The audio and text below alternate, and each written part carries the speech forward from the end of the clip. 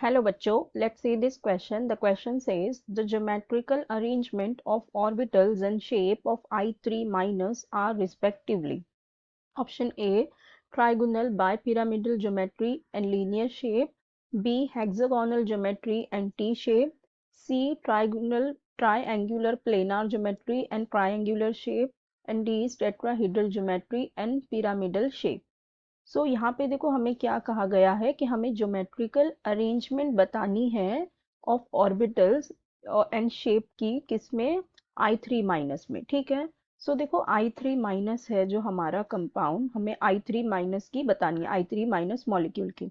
अब देखो यहाँ पे हमें क्या उसका क्या चाहिए, ज्योमेट्री चाहिए और शेप चाहिए। ठीक है, तो सबसे पहले हमें इसकी क्या निकालनी पड़ेगी, हाइब्रिडाइजेशन निकालनी पड़ेगी। फिर हमें पता चलेगा उसकी हाइब्रिडाइजेशन क्या है और फिर हाइब्रिडाइजेशन से हम उसकी ज्योमेट्री और शेप को का पता लगा सकते हैं। ठीक है, तो हाइब्रिडाइजेशन कैसे निकालते हैं, हाइब्रिडाइजेशन निकालने के लिए हमें क्या चाहिए होता है number of valence electron on central atom.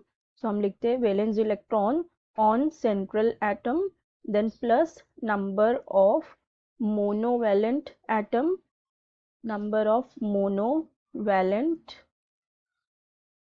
Atom, और अगर एनायनिक चार्ज है तो वो प्लस हो जाता है, एनायनिक चार्ज हो जाता है, और कैटायनिक चार्ज जो है तो वो माइनस हो जाता है, कैटायनिक चार्ज। ठीक है, पॉजिटिव चार्ज माइनस होता है, नेगेटिव चार्ज प्लस होता है, और इसको हम करते हैं डिवाइड बाय 2। ठीक है, सो अब देखो हमारे पास है I3 माइनस, तो I3 माइनस में हमारा valence electrons on central atom कितना हो जाएगा, आयोडीन पे कितने होते हैं, 7 वैलेंस इलेक्ट्रॉन होते हैं। ठीक है, फिर हो जाएगा प्लस यहाँ पे है नंबर ऑफ मोनोवेलेंट एटम, मतलब जो उससे अटैच है वो नंबर ऑफ मोनोवेलेंट कितने हैं, तो एक आयोडीन है वो सेंट्रल है और बाकी के दो उससे अटैच है तो 2 हो जाएंगे।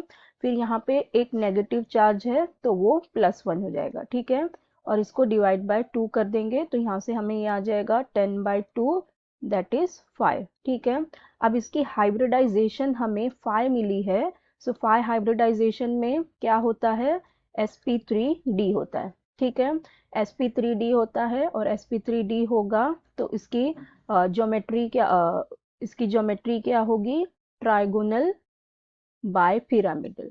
ठीक है, बाय पिरामिडल इसकी ज्योमेट्री हो जाएगी ट्राइगोनल बाय पिरामिडल। फिर अगर इसका शेप अगर हम देखें तो पहले हम इसका स्ट्रक्चर ड्रॉ करके देख लेते हैं तो हमें वो इजीली समझ आएगा।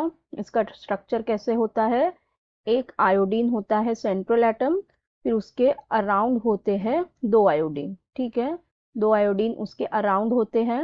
अब यहाँ पे देखो हमें 5 आया है ना, तो यहाँ पे 2 बॉन्ड पेयर हो गए, तो ये 5 में से अब 3 क्या होंगे, लोन पेयर होंगे। ठीक है, तो इसके पास होते हैं 3 इस तरह से लोन पेयर।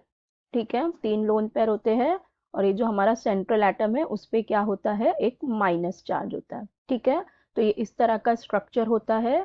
सो अगर हम इसका शेप देखें तो हमारा इसका शेप क्या हो जाएगा, शेप हो जाता है लीनियर। सो हम अब अपने ऑप्शंस देखते हैं। पहला ऑप्शन में दिया है ट्राइगोनल बायपिरामिडल ज्योमेट्री, तो यस ट्राइगोनल बायपिरामिडल ही ज्योमेट्री है।